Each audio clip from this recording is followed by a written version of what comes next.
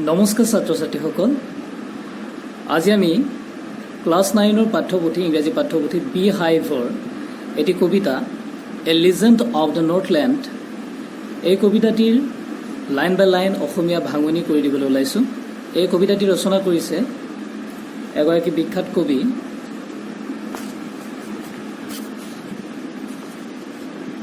ফিব কেৰী। তেখেতে এই কবিতাটি ৰচনা কৰিছে আৰু এই কবিতাটি বেলাড ফৰ্মত আছে। ইয়াতে লিখা আছে কবিতাটিৰ পিছফালে তোমালোকে চালে দেখিবা। A ballad is a song narrating a story in short stanzas.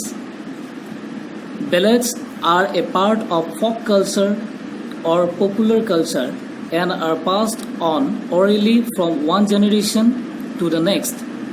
A legend of the Northland is a ballad. মানে বেলাড মানে হৈছে তুমি অসমীয়াত ক'ব গ'লে মালিতা বুলি আমি ক'ব পাৰোঁ। মৌখিকভাৱে চলি অহা কিছুমান লোককথা লোকসংগীত। এই বেলাডটো এটা সংগীত আৰু এইটো শ্বৰ্ট ষ্টাঞ্জা কিছুমানত ৰচনা কৰা হয়। ঠিক তেনেকৈ এই কবিতাটিও সৰু সৰু কিছুমান ষ্টাঞ্জা সৰু সৰু স্তৱকত ৰচনা কৰা হৈছে। যি নহওক আমি কবিতাটিৰ লাইন বাই লাইন অসমীয়া ভাঙনি কৰিব ওলাইছোঁ। এতিয়া কবিতাটিৰ নামটো তোমালোকে চাবা, এ লিজেণ্ড অফ দ্য নৰ্থলেণ্ড। নৰ্থলেণ্ড এখন ঠাই যিখন নিউজিলেণ্ডত আছে, নৰ্থলেণ্ড। আৰু এই গোটেই কবিতাটি নৰ্থলেণ্ডৰ এটি আখ্যান।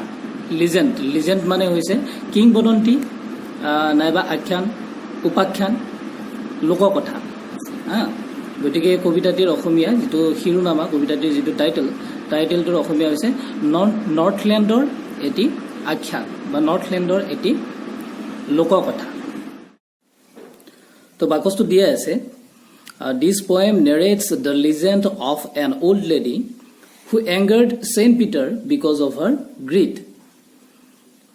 এই গোটেই কবিতাটিত কিহৰ বিষয়ে বৰ্ণনা কৰা হৈছে? এটা উপাখ্যান, এটা আখ্যানৰ বিষয়ে বৰ্ণনা কৰা হৈছে, যিটো আখ্যানত এগৰাকী অল্ড লেডি, বয়সস্থ মহিলা এগৰাকীয়ে কি কৰিছিল? ছেইণ্ট পিটাৰক তেখেতৰ অহংকাৰৰ কাৰণে খঙাল কৰি তুলিছিল। অহংকাৰৰ কথা মানে সেই বয়সস্থ মহিলাগৰাকীৰ অহংকাৰৰ বাবে ছেইণ্ট পিটাৰ কি হৈছিল? খঙাল হৈ উঠিছিল। ছেইণ্ট পিটাৰ কোন? ছেইণ্ট পিটাৰ এগৰাকী ধৰ্মযাজক, যি যীশুখ্ৰীষ্টৰ অনুগামী আছিল। তেখেতে যীশুখ্ৰীষ্টৰ ধৰ্ম প্ৰচাৰ কৰি ফুৰিছিল গোটেই পৃথিৱীতে। গতিকে তেনেকুৱা এগৰাকী মনীষীক এগৰাকী মহিলাই কি কৰিছিল? মহিলাগৰাকীৰ অহংকাৰৰ বাবে তেখেতে ছেইণ্ট পিটাৰক, মহান ছেইণ্ট পিটাৰক খঙাল কৰি তুলিছিল। আৰু সেই খঙাল কৰি তোলাৰে কাহিনীটো বা উপাখ্যানটো গোটেই কবিতাটিত বৰ্ণনা কৰা হৈছে। গতিকে প্ৰথম ষ্টাঞ্জাটোত কি দিছে আমি চাই যাম। Away away in the Northland where the hours of the day are few and the nights are so long in winter that they cannot sleep them through. গতিকে অসমীয়া কি হ'ব? প্ৰথম ষ্টাঞ্জাটোৰ প্ৰথম লাইনটো চাই যাবা আকৌ। Away away in the Northland where the hours of the day are few. নৰ্থলেণ্ডত কি হয়? দূৰ দূৰণিলৈকে দিনৰ সময়টো কম হয়, মানে দিনবোৰ ছুটি হয়। কাৰণ যেতিয়া শীতকাল পৰে নৰ্থলেণ্ড শীতকাল মানে এনেই ঠাণ্ডা দেশ নৰ্থলেণ্ডখন, ঠাণ্ডা ঠাই এখন। গতিকে তাতে যেতিয়া শীতকাল পৰিব, শীতকালত দিনবিলাক খুব ছুটি হৈ যায়। And the nights are so' long in winter that they can't sleep them through. দিনবিলাক বহুত ছুটি হয় আৰু ৰাতিবিলাক খুব দীঘল হয়। আৰু ৰাতিবিলাক ইমান দীঘল হৈ যে গোটেই ৰাতি শুই কটাব নোৱাৰি। গোটেই ৰাতিটো শুই কটাব নোৱাৰি মানে টোপনি শেষ হৈ যায়, কিন্তু ৰাতিটো শেষ নহয়। গতিকে প্ৰথম স্তৱকটোত কি কৈছে? নৰ্থলেণ্ডত যেতিয়া শীতকাল পৰে, সেই শীতকালত দিনবিলাক খুব ছুটি হয় আৰু ৰাতিবিলাক খুব দীঘল হয়। ৰাতিবিলাক ইমানেই দীঘল হয় যে গোটেই ৰাতিটো টোপনি মাৰি শেষ কৰিব নোৱাৰি। গতিকে দ্বিতীয় স্তৱলৈকে আহোঁ। দ্বিতীয় ষ্টেঞ্জাটো তোমালোকে চাই যাবা। Where they harness the swift reindeer to the sledges when it snows and the children look like bear's cubs in their funny furry clothes. য'ত তেওঁলোকে কি কৰে, they harness the swift reindeer. Reindeer মানে এবিধ হৰিণ, বলগা হৰিণ বুলিও ক'ব পাৰোঁ আমি. চুইফ্ট মানে হৈছে খুব বেগী, আৰু এই হৰিণবিলাক খুব বেগী হয়. চুইফ্ট ৰেইনডিয়াৰ বুলি কৈছে. হাৰ্নেছ হৈছে যেতিয়া আমি কোনোবা এটা জন্তুক বান্ধিম, কিহেৰে বান্ধিম, যেতিয়া আমি কিবা এটা কামৰ কাৰণে ধৰা গাড়ী চলাবৰ কাৰণে যেনে ঘোঁৰা গাড়ী থাকে, গৰু গাড়ী থাকে, সেই গাড়ীৰ লগত যে বান্ধো আমি ৰছীৰে, সেইটো হাৰ্নেছ বুলি কয়, হাৰ্নেছেৰে বান্ধা বুলি কয়. ঠিক ইয়াতো সেনেকৈ কৈছে, where dear harness the swift reindeer to the sledges when it snows. ইয়াতে স্লেজ তোমালোকে জানাই বৰফত স্লেজ গাড়ী চলে, যি বিভিন্ন ধৰণৰ জন্তুৱে স্লেজ গাড়ী টানি নিয়ে, কুকুৰে টানি নিয়ে, আৰু ৰেইনডিয়াৰ যিটো বলগা হৰিণ, এই হৰিণেও কি কৰে, স্লেজ গাড়ী টানে. য'ত তেওঁলোকে কি কৰে, নৰ্থলেণ্ডত হুৱেন ইট স্নোজ, যেতিয়া বৰফ পৰে, ঠাণ্ডা দেশবিলাকত বৰফ পৰে, নৰ্থলেণ্ডত খুব তুষাৰপাত হয়. যেতিয়া শীতকাল পৰেতো তুষাৰপাত বেছি হৈ যায়, গতিকে সেই সময়ত তাত বেলেগ গাড়ী নচলে. গতিকে তেওঁলোকে কি কৰে, খুব বেগী ৰেইনডিয়াৰ, বেগী হৰিণবিলাকক স্লেজ গাড়ীৰ লগত সংযুক্ত কৰে, স্লেজৰ লগত সংযুক্ত কৰে যেতিয়া বৰফ পৰে, যেতিয়া বৰফ বেছি হয়. And the children look like bears cubs. আৰু শিশুবিলাক, চিলড্ৰেন মানে শিশুবিলাক, লুক লাইক মানে দেখাত কেনেকুৱা হয়, বিয়াৰ্ছ কাপছ. বিয়াৰ মানে হৈছে ভালুক, কাপ মানে পোৱালি, ভালুকৰ পোৱালিৰ দৰে দেখিবলৈ পোৱা যায়, ভালুকৰ পোৱালিৰ দৰে দেখাত হয় শিশুবিলাকক. শিশুবিলাকে যেতিয়া কাপোৰ পিন্ধে, গৰম কাপোৰ পিন্ধে, খুব নুমাল কাপোৰবিলাক পিন্ধে, গতিকে তেওঁলোকক দেখাত কেনেকুৱা লাগে, একোটা ভালুকৰ পোৱালিৰ দৰে লাগে. ইন দেয়াৰ ফানি ফাৰি ক্লোথছ, ইয়াতে দিছে ইন দেয়াৰ, কিয় ভালুকৰ পোৱালিৰ দৰে লাগে, দেখাত তেনেকুৱা লাগে, কাৰণ তেওঁলোকৰ একেবাৰে আমোদজনক, আৰু ফাৰি মানে হৈছে নুমাল, আমোদজনক নুমাল পোচাকেৰে তেওঁলোকক কেনেকুৱা দেখা পোৱা যায়, একোটা ভালুকৰ পোৱালিৰ দৰে দেখা পোৱা যায়. হ'ল, এইটো হৈছে দ্বিতীয় ষ্টাঞ্জাটোৰ অসমীয়া ভাঙনি. এতিয়া আমি আহোঁ তৃতীয় ষ্টাঞ্জালৈকে. They tell them a curious story, I don't believe this true, and yet you may learn a lesson if I tell the টেল to you.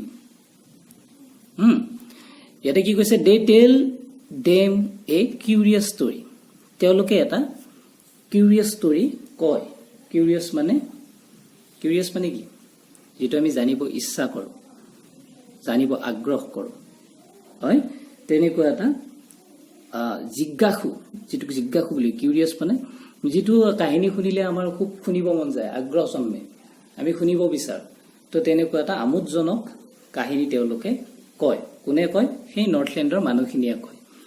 I don't believe this true, কবিয়ে কৈছে, কবি ফয়েব কেৰিয়ে কৈছে, কিন্তু মই বিলিভ নকৰোঁ, মই বিশ্বাস নকৰোঁ, কাৰণ ইয়াৰ কোনো সত্য নাই, মই বিলিভ নকৰোঁ বা মই বিশ্বাস নকৰোঁ. And yet you may learn a lesson if I tell the টেল টু ইউ, কিন্তু মই বিশ্বাস নকৰিলেও এই কাহিনীটোৰ পৰা আপোনালোকে এটা শিক্ষা পাব পাৰে, শিকিবলগীয়া এটা দিশ থাকিব পাৰে, আৰু সেই শিকিবলগীয়া দিশটো আপোনালোকে জানিব যেতিয়া ইফ আই টেল দ্য টেল টু ইউ, যেতিয়া মই এইটো টেল কম, কি কম, সেই কাহিনীটো কম. টেল মানে কথা বা কাহিনী. যেতিয়া মই কাহিনীটো আপোনালোকৰ আগত বৰ্ণনা কৰিম, আপোনালোকে সেই কাহিনীটোৰ পৰা এটা শিক্ষা বা লেচন ল'ব পাৰিব. হ'ল, এইটো হ'ল তোমালোকৰ তৃতীয় ষ্টাঞ্জাৰ অসমীয়া ভাঙনি. চতুৰ্থ ষ্টাঞ্জাটো তোমালোকে চাই যাবা. Once when the good Saint Peter lived in the world below and walked about it preaching just as he did, you know. Once when the good Saint Peter lived in the world below and walked about it preaching just as he did, you know. Once মানে এসময়ত when যেতিয়া good Saint Peter, good মানে ভাল বা মহান, মনীষীবিলাকক good বুলি কোৱা হৈছে. চেইণ্ট পিটাৰক গুড বা মহান বুলি কোৱা হৈছে. এসময়ত যেতিয়া মহান চেইণ্ট পিটাৰে কি কৰিছিল, লিভ ইন দ্য ৱৰ্ল্ড বিলো, পৃথিৱীত বাস কৰিছিল, এণ্ড ৱাকড এবাউট ইট প্ৰিচিং, আৰু গোটেই পৃথিৱীৰ চাৰিওফালে কি কৰিছিল, খোজকাঢ়ি, প্ৰিচিং মানে হৈছে ধৰ্ম প্ৰচাৰ কৰা। তেওঁ যেতিয়া গোটেই পৃথিৱীত খোজকাঢ়ি ধৰ্ম প্ৰচাৰ কৰি ঘূৰি ফুৰিছিল, just as he did you know', সেই ধৰ্ম প্ৰচাৰ কৰি থকা কথাটো আমি সকলোৱে জানো, তোমালোকেও জানা, you know' just as he did, তেওঁ যে সেই কামটো কৰিছিল, ধৰ্ম প্ৰচাৰ কৰি গোটেই পৃথিৱীত ঘূৰি ফুৰিছিল, এই কথাটো তোমালোকে জানা। তেতিয়া কি হ'ল, তেওঁ যেতিয়া ধৰ্ম প্ৰচাৰ কৰি ঘূৰি ফুৰিছিল গোটেই পৃথিৱীত, he came to the door of a cottage, he came to the door of a cottage in travelling round the earth where a little woman was making cakes and baking them on the hearth. He came to the door of a cottage, তেওঁ ধৰ্ম প্ৰচাৰ কৰি ঘূৰি ঘূৰি এদিনাখন কি হ'ল, এটি পজাৰ দুৱাৰমুখ পালেগৈ, পজা এটি পালেগৈ। আৰু যেতিয়া তেওঁ পজাৰ সন্মুখ পালে, তেতিয়া তেওঁ কি কৰিলে, ইন ট্ৰেভেলিং ৰাউণ্ড দ্য আৰ্থ, গোটেই পৃথিৱী ঘূৰি ফুৰোঁতে তেওঁ এদিন এটি পজা এটি তেওঁ দেখিলে, পজাটোলৈকে তেওঁ যাত্ৰা কৰিলে। Where a little woman was making cakes, সেই পজাটোত কি কৰিছিল, এগৰাকী লিটল উমেন মানে সৰুসুতীয়া মহিলা এগৰাকী, সৰুসুতীয়া মানে একদম চুটি চাপৰ সৰুসুতীয়া মহিলা এগৰাকী কি কৰি আছিল, কেক বনাই আছিল। কেক মানে বিভিন্ন ধৰণৰ কেক হ'ব পাৰে, কেক তোমালোকে চিনি পোৱাই, বিস্কুটো হ'ব পাৰে, ইয়াতে কেক বা পিঠা, অসমীয়াত পিঠা বুলিও ক'ব পাৰে, ইয়াতে তোমালোকে বুজিব পৰা কাৰণে মই পিঠা বুলিয়ে ক'লোঁ। গতিকে সেই পজা ঘৰটোৰ ভিতৰত এগৰাকী মহিলাই কি কৰি আছিল, পিঠা বনাই আছিল। And baking them on the heart, baking মানে বেক কৰা, বেক কৰা জানা নহয়, সিজাই থকা, বেকিং মানে সিজাই আছিল। ক'ত সিজাই আছিল, অন দ্য হাৰ্ট, হাৰ্ট মানে হৈছে জুহাল, সেই যে পাকঘৰত য'ত চৌকা থাকে, সেই চৌকা থকা ঠাইখিনি কি কয়, হাৰ্ট, ইংৰাজীত হাৰ্ট, অসমীয়াত জুহাল। সেই জুহালত, সৰু প্ৰজাতিৰ ভিতৰত জুহালত এগৰাকী চুটি চাপৰ সৰুসুতীয়া মহিলাই কি কৰি আছিল, পিঠা বনাই আছিল। আৰু সেই সময়তে কি হ'ল, ছেইণ্ট পিটাৰ গৈ উপস্থিত হ'ল। তাৰ পিছৰ ষ্টাঞ্জাটো চাই যায়, and being faint and fasting for the day was almost done, he ask her from her store of cakes to give him a single one.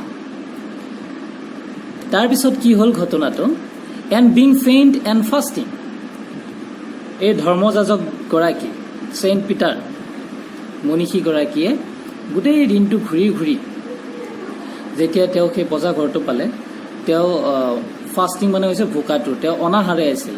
যিটো ফাষ্টিং মানে হ'ল, আমি যে কেতিয়াবা কি কৰোঁ, ব্ৰত পালন কৰোঁ, ঠিক তেনেকুৱা তেওঁৰ গোটেই দিনটো ব্ৰত পালন কৰাৰ নিচিনা আছিল, অনাহাৰে আছিল, ফেইণ্ট, আৰু সেইকাৰণে তেওঁ কি হৈছিল, ফেইণ্ট হৈ গৈছিল। ফেইণ্ট মানে দুৰ্বল হৈ গৈছিল, কাৰণ for the day was almost done, কাৰণ গোটেই দিনটো শেষ হ'বলৈ ধৰিছিল, মানে দিনটোৰ শেষ অৱস্থাত তেওঁ উপনীত হৈছিল, দিনটো শেষ হোৱা অৱস্থা হৈছিল, আৰু তেওঁ যিহেতু অনাহাৰে আছিল, তেওঁ দুৰ্বল হৈ গৈছিল।